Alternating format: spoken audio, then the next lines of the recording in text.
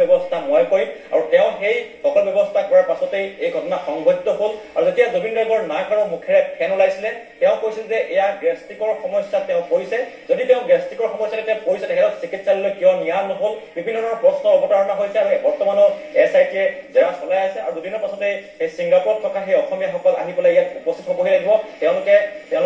এই ঘটনা সন্দৰ্ভত তেওঁলোকে আৰক্ষীৰ আগত SIT-ৰ সন্মুখত মন্তব্য কৰিব লাগিব আৰু এই ঘটনা গোটেই ৰহস্য ঘন হৈ পৰিছে এতিয়া বিভিন্ন চাঞ্চল্যকৰ খবৰ আহি আছে দিনে প্ৰতি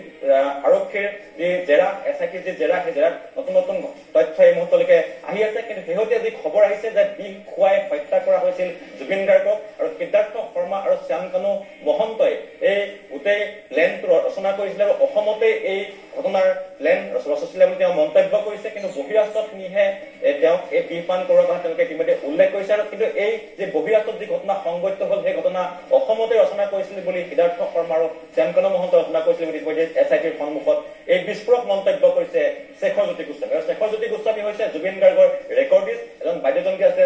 শেখৰজ্যোতি গোস্বামী সিদিনা